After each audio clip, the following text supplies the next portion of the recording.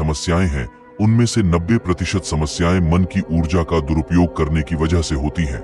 इसीलिए अगर हम इस मन की ऊर्जा को समझ लें तो हम अपने जीवन को काफी आसान और एक कामयाब जीवन बना सकते हैं। आज की यह वीडियो को पूरा देखने के बाद आप खुद यह महसूस करेंगे कि हाँ, ऐसे भी अपने जीवन को आसान किया जा सकता है, अपने जीवन में बदलाव किया जा सकता है। मित्रों, मनुष्य का जीवन बेहतरीन बनाने में मन का बहुत महत्वपूर्ण योगदान है। इसलिए सबसे पहले तो यह जानिए कि वास्तव में मन क्या चीज है। हमारे दो मन होते हैं जिनको हम चेतन मन और अवचेतन मन के नाम से जानते हैं। और इसमें कौन कौन सी शक्तियां छुपी हैं? मन यानी कि हमारा माइंड, कंप्यूटर की भाषा में कहा जाए तो यह एक सॉफ्टवेयर है। आपको पता ही होगा कि हम कंप्यूटर को अपने हिसाब से कमांड कर सकते हैं। और मगज यानी कि हमारा ब्रेन, कंप्यूटर की भाषा में बात करें तो यह एक हार्डवेयर है। मगज एक भौतिक चीज के जैसा है जिसे हम देख सकते हैं, छू सकते हैं, काट सकते हैं, रिपेयर कर सकते हैं और नाप सकते हैं। लेकिन मन एक ऊर्जा है और यह एक बिजली जैसी ऊर्जा है जिसे हम देख नहीं सकते बल्कि महसूस कर सकते हैं। हमारे जीवन को बेहतर बनाने के लिए यह अति आवश्यक है। आइए हम पहले यह समझे कि हमारा मन काम कैसे करता है और कैसे हम मन की शक्ति को समझकर अपने जीवन को बेहतर बना सकते हैं। क्योंकि कई बार मन की शक्ति का दुरुपयोग के कारण मनुष्य के जीवन में कठिनाई भी आ सकती है। जैसे उदाहरण के तौर पर बिजली का गलत उपयोग किया जाए तो शॉर्ट सर्किट, विस्फोट जैसी घटनाएं हो सकती हैं। ठीक उसी तरह मन की ऊर्जा का दुरुपयोग होने के कारण जीवन में कई समस्याएं आ सकती हैं। मित्रों, आपसे अनुरोध है कि मन की शक्ति के बारे में संपूर्ण जानकारी लेने के बाद ही इसे अपनी जिंदगी में इस्तेमाल करें। मन का विभाजन हम वास्तविक भौतिक आधार पर नहीं कर सकते, बल्कि यह तो एक मनोवैज्ञानिक की अवधारणा पर आधारित है या फिर मन की अवस्थाएं हैं। मनोविज्ञान में मनुष्य के मन को अलग अलग भागों में बांटा गया है, जिसमें मुख्य रूप से दो भाग हैं। चेतन मन मतलब कॉन्शियस माइंड और अवचेतन मन मतलब सबकॉन्शियस माइंड। मनोविज्ञान की इस अवधारणा को समझकर ही हम अपने जीवन में एक बड़ा परिवर्तन ला सकते हैं। चेतन मन यानी कि कॉन्शियस माइंड हमारी चेतना या सक्रिय एक्टिव अवस्था है। इसमें हम सोच, विचार और तर्क के आधार पर निर्णय लेते हैं या कोई कार्य करते हैं। अवचेतन मन यानी कि सब कॉन्शियस माइंड तर्क एवं सोच विचार के निर्णय नहीं लेता, बल्कि यह हमारे पिछले अनुभवों एवं धारणाओं के आधार पर स्वच्छ तरीके से कार्य करता है। चेतन मन हमारी जागृत अवस्था में ही काम करता है, लेकिन अवचेतन मन जब हम सो जाते हैं उसके बाद भी काम करता रहता है। यानी कि अवचेतन मन 24 घंटे काम करता है। हम अपने लाइफ में जो भी करते हैं वह सब अवचेतन मन की वजह से ही करते हैं, और अपने अवचेतन मन का इस्तेमाल करके हम जो कुछ भी सीखते हैं वही हम जिंदगी भर करते रहते हैं। उदाहरण के तौर पर जब भी कोई व्यक्ति पहली बार साइकिल चलाना सीख रहा होता है तो उसे साइकिल को ध्यानपूर्वक नियंत्रित करना पड़ता है। शुरुआत में वह संतुलन नहीं बना पाता और थोड़ा डरा सा भी रहता है, लेकिन जब कुछ दिनों बाद वह साइकिल चलाना सीख जाता है तो तब उसे साइकिल को नियंत्रित करने के बारे में सोचने की आवश्यकता नहीं होती। तब उसका साइकिल अपने आप ही नियंत्रित हो जाती है और आप कोई कार्य करते हुए भी साइकिल चला सकते हैं। शुरुआत में जब व्यक्ति पहली बार साइकिल चलाना सीख रहा होता है तो वह अपने चेतन मन का इस्तेमाल करता है, यानी कि कॉन्शियस माइंड का इस्तेमाल करता है। लेकिन जब बार बार साइकिल चलाने की प्रैक्टिस करता है तब वह अनुभव उसके अवचेतन मन में स्टोर होने लगते हैं और धीरे धीरे अवचेतन मन चेतन मन की जगह ले लेता है। हमारा अवचेतन मन यानी कि सबकॉन्शियस माइंड एक ऑटो पायलट सिस्टम की तरह है जो अपने आप स्वचालित तरीके से कार्य करता है। सभी स्वचालित कार्य जैसे सांस लेना, दिल धड़कना, ये सब कार्य अवचेतन मन के द्वारा ही किए जाते हैं। हमारी आदतें एवं रोज रोज के सभी कार्यों में अवचेतन मन का महत्वपूर्ण योगदान होता है। तो चलिए अब हम चेतन और अवचेतन मन के कार्यों के बारे में जानते हैं। सेंसेशन पर नियंत्रण यानी हमारी आंखें, नाक, कान, जीभ, त्वचा, ये सारी इंद्रियों पर नियंत्रण हमारा चेतन मन ही करता है। मूवमेंट यानी हम चेतन मन को ऑर्डर दे सकते हैं कि मुझे अपने शरीर को इधर उधर हिलाना है। थॉट्स यानी विचार करना, यह चेतन मन का कार्य है। जब हम सुबह उठते हैं तभी से हमारे मन में विचार शुरू हो जाते हैं और जब सो जाते हैं तो विचार बंद हो जाते हैं, क्योंकि चेतन मन नींद में काम नहीं करता, लॉजिक यानी तर्क करना। जैसे कोई भी कार्य के बारे में सवाल करना कि यह क्या है, यह कैसे हो सकता है। यह सब तर्क वितर्क चेतन मन ही करता है। एनालिसिस यानी किसी भी चीज का विश्लेषण चेतन मन के द्वारा ही किया जाता है। इंटरप्रिटेशन मतलब व्याख्या। किसी भी चीज की व्याख्या चेतन मन ही करता है। अपॉर्चुनिटी यानी अपने जीवन में उचित अवसर का प्राप्त होना चेतन मन के द्वारा ही संभव होता है। जजिंग यानी सही और गलत की परख करना, जैसे क्या सही है और क्या गलत है, यह सब चेतन मन के द्वारा ही होता है। डिसीजन यानी सच और झूठ जानने के बाद सही निर्णय लेना, यह भी चेतन मन के द्वारा ही किया जाता है। किसी भी चीज का चयन करना, जैसे कि क्या करना है, क्या देखना है, क्या खाना है, क्या खरीदना है, यह सब चेतन मन ही तय करता है। डिजायर मतलब किसी भी चीज के काम के प्रति इच्छाएं जागना चेतन मन के द्वारा ही होता है। एक आखिरी और सबसे महत्वपूर्ण कार्य अवचेतन मन के द्वार पर जो पहरेदारी करता है वह चेतन मन ही करता है। कोई भी गलत विचार या बात हमारे अवचेतन मन यानी कि सब माइंड में ना आ जाए, इसलिए चेतन मन उसकी चौकीदारी करता रहता है और अनेकों खराब और नकारात्मक विचारों को अवचेतन मन में न जाने से रोकता है। मित्रों, अब हम बात करेंगे अवचेतन मन के कार्यों के बारे में। हलन चलन और संवेदना, यह दोनों कार्य हमारा चेतन और अवचेतन मन करता है।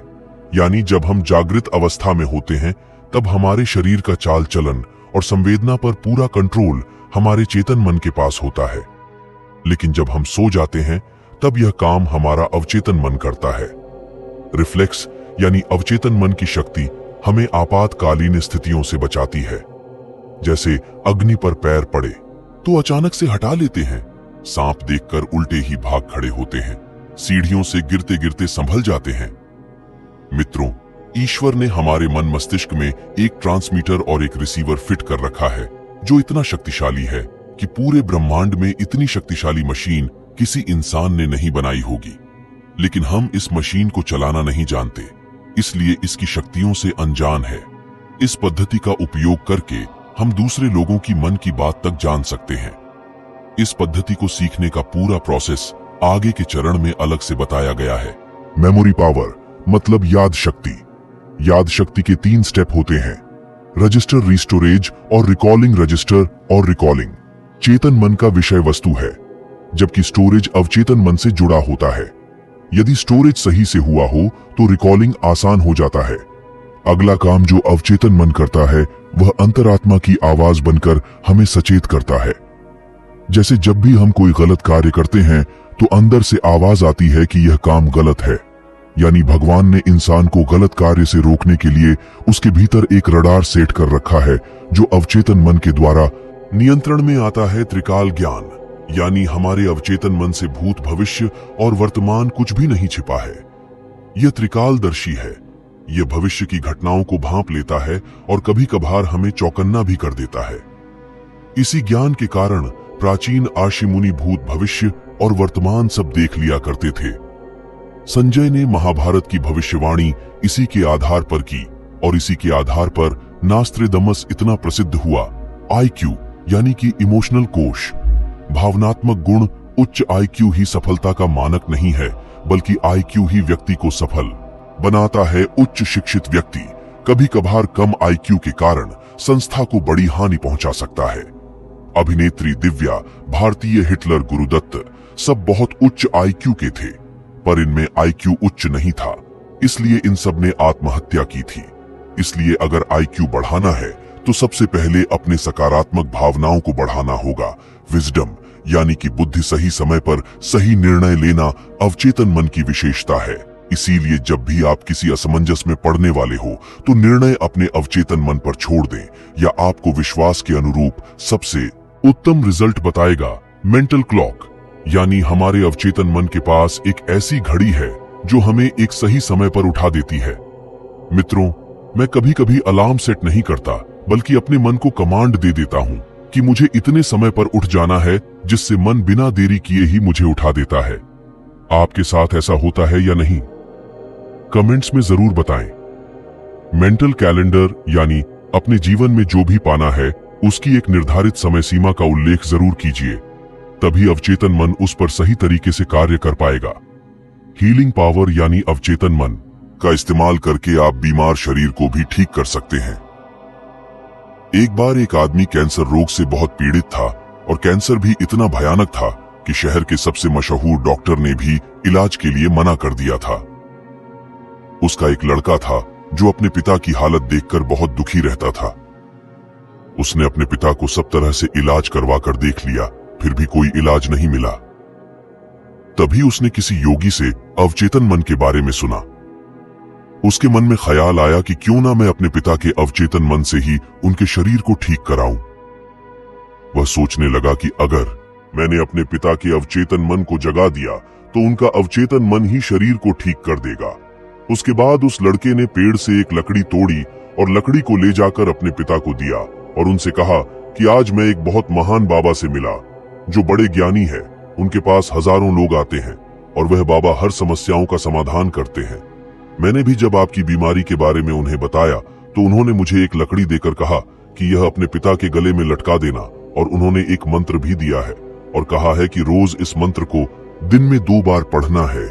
इससे तुम्हारे पिता 1 महीने में ही बिल्कुल ठीक हो जाएंगे। उसके पिता को यकीन हो गया कि अगर यह लकड़ी महान बाबा ने दिया है और मंत्र बताया है तो यह मुझे जरूर फायदा करेगा। इसलिए वह रोज उस लकड़ी को अपने गले में बांधकर सच्चे मन से उस मंत्र का जाप करने लगे। इस तरह पूरा 1 महीना भी नहीं बीता था कि उसके पिता एकदम से स्वस्थ हो गए। जबकि सच यह था कि ना तो वह किसी बाबा से मिला था और ना ही ऐसा कोई मंत्र किसी ने उसे बताया था, लेकिन उसके पिता ने फुल फीलिंग्स के साथ उस बात पर यकीन कर लिया और अपने अवचेतन मन को जगाकर अपनी बीमारी को भी खुद ठीक कर लिया। इससे तो यह बात साफ है कि दुनिया की सबसे शक्तिशाली हीलिंग पावर हमारे अवचेतन मन के पास ही है। यह कई बीमारियों को उत्पन्न भी कर सकता है और प्रोसेस को रिवर्स करके ठीक भी कर सकता है।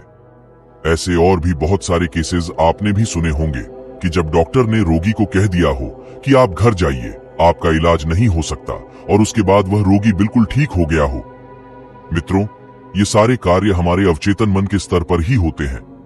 हम सभी एक चुंबक की तरह हैं जो अपने जीवन में हर उस चीज को खींच सकते हैं जो हमें पसंद हो, किंतु इस मैग्नेट को हमें हमेशा चार्ज करते रहना होगा। इसके लिए शबरी तकनीक अपनाना पड़ेगा। जैसे शबरी हमेशा राम राम करती गई और राम को वहां जाना ही पड़ा। आपको जो चाहिए बस उसी के बारे में सोचे। पैसा चाहिए तो पैसे के बारे में सोचे, पावर चाहिए तो पावर के बारे में सोचे। ये हर हाल में आपकी दुनिया में प्रकट होंगे। जब हम अवचेतन मन को प्राप्त कर लेते हैं तो उसका असर हमारे आसपास भी दिखाई पड़ता है। जैसे श्री श्री रविशंकर जब बेंगलोर में अंतर्राष्ट्रीय आश्रम में होते हैं तब उनकी ध्यान साधना के वक्त बादल घिरते हैं। आप कभी भी आश्रम में जाकर यह देख सकते, वहां के सांप, बिच्छू, हिंसक जानवरों तक में से हिंसा खत्म हो गई है और वहां हमेशा ही हरियाली बनी रहती है। यह श्री श्री रविशंकर महाराज के अवचेतन मन की शक्तियों का एक छोटा सा नमूना है। हमारा अवचेतन मन परम शक्तिशाली है क्योंकि यह हमारे शरीर के हर भाग को अपने काबू में रखता है। जब भी आपसे कोई पूछता है आप कैसे हो तो आप कहते हैं कि मैं ठीक हूं। ये कहने का मतलब ये है कि आप अपने अवचेतन मन को कह रहे हैं कि सब ठीक है, कुछ करने की जरूरत नहीं है। अवचेतन मन हमारे ऑटोनॉमिक नर्वस सिस्टम पर पूरा कंट्रोल रखता है, जो हमारे शरीर के पाचन, श्रवण, हार्मोन्स पैदा करने आदि के नियंत्रण के लिए जिम्मेदार होता है। जब भी हम चेतन मन के माध्यम से कोई भी नेगेटिव कमांड अवचेतन मन को देते हैं तो बीमारी पैदा होने के चांसेस बढ़ जाते हैं। इसलिए अच्छे स्वास्थ्य के लिए आप अपने अवचेतन मन को हमेशा अच्छे सुझाव देते रहे। जैसे मेरा स्वास्थ्य कल जितना अच्छा था आज उससे भी ज्यादा अच्छा है। हमारे चेतन और अवचेतन मन की विशेषताएं अलग अलग है। चेतन मन के पास 10% पावर है और अब चेतन मन के पास 90% पावर है, यानी हमारा मन पानी में रहे बर्फ के पहाड़ की तरह है, जिसका मात्र 10% हिस्सा पानी के बाहर रहता है और 90% हिस्सा पानी के अंदर रहता है, जो हमें दिखाई नहीं देता। ठीक उसी तरह हमारा चेतन मन भी दिखाई देता है, परंतु अवचेतन मन पानी में डूबे पहाड़ की तरह दिखाई नहीं देता, लेकिन वास्तव में वह होता जरूर है। इसलिए चेतन मन जागृत होते हैं, तभी काम करता है, लेकिन अवचेतन मन 24 घंटे काम करता रहता है। कोई भी काम करने का आदेश पहले चेतन मन के पास जाता है और उसके बाद वह अवचेतन मन के पास पहुंचता है। इस तरह चेतन मन एक फिल्टर के जैसे काम करता है, जो मिले हुए आदेश में से अच्छे बुरे का फर्क करके ही जरूरी एस को अवचेतन मन के पास भेजता है। इस तरह कोई भी लक्ष्य तय करने में चेतन मन का इस्तेमाल होता है और अवचेतन मन उस लक्ष्य को पूरा करता है। अब हम बात करते हैं मन की अवस्थाओं के बारे में। ब्रेन में 4 तरह की तरंगे होती हैं, बीटा, अल्फा, थीटा और डेल्टा। बीटा तरंगों में हमारा ब्रेन पूरी तरह से सक्रिय रहता है, जिसमें हमारी दिमागी तरंगे 20 से 25% मिनट तक चल रही होती हैं, जो कि यह पूर्ण जागरूक अवस्था है। अल्फा तरंगों में हमारा चेतन मन थोड़ा शांत हो जाता है, जो कि इस समय हमारी दिमागी तरंगे 8 से 15 के बीच प्रति मिनट चल रही होती है, तथा इसे हम आधी जागी और आधी सोई अवस्था भी कहते हैं। थीटा तरंगों में हमारा चेतन मन पूरी तरह से शांत होकर निद्रा में चला जाता है और इसमें हमारी दिमागी तरंगे 5 से 8 के बीच प्रति मिनट चल रही होती है, जो कि इसे हम पूर्ण निद्रा की अवस्था भी कहते हैं। तथा इस अवस्था में हम खूब सपने देखते हैं और इस अवस्था में हम अपने गहरे अवचेतन मन के नजदीक भी होते हैं। डेल्टा अवस्था तरंगों में हम गहरी निद्रा या गहरी समाधि जैसी अवस्था में पहुंच जाते हैं, जहां हमारे दिमाग की तरंगे पूरी तरह से शांत होकर 3 से 5 के बीच प्रति मिनट चल रही होती हैं। इस अवस्था में हम पूर्ण रूप से बेहोश हो जाते हैं। यह गहरी निद्रा अवस्था 8 घंटे की नींद में मुश्किल से 2 घंटे के आसपास ही मिलती है और इसमें सपने और अवचेतन मन बिल्कुल शांत हो जाते हैं। इसीलिए अवचेतन मन को सुझाव देने के लिए गहरी अल्फा स्थिति ही अपने आप में पर्याप्त है, क्योंकि दिन में जब हम जाग रहे होते हैं तब हमारा चेतन मन कार्यरत होता है और जब हम रात को सो जाते हैं तब हमारा अवचेतन मन कार्यरत होता है। अब ऐसी परिस्थिति में जब हमें कोई भी बात हमारे अवचेतन मन को पहुंचा हो, तो हमें ऐसी अवस्था में जाना पड़ेगा जिस अवस्था में हमारे दोनों मन कार्यरत हो, जो कि वह है अल्फा अवस्था। इसलिए आप दिन में एक बार अवश्य ही अल्फा अवस्था में बैठकर अपने अवचेतन मन को अच्छे सुझाव देते रहिए और कंसिस्टेंसी बनाकर रखिए। कुछ ही दिनों में आप देखेंगे कि वह बात या चीज आपकी आदत में शुमार हो गई है और अब आपको उतनी मेहनत नहीं करनी पड़ रही जितनी शुरू में करनी पड़ रही थी, क्योंकि आपने अब अवचेतन मन पर उस काम की छाप छोड़ दिया है और वह काम आपको बहुत जल्द पूरा होने वाला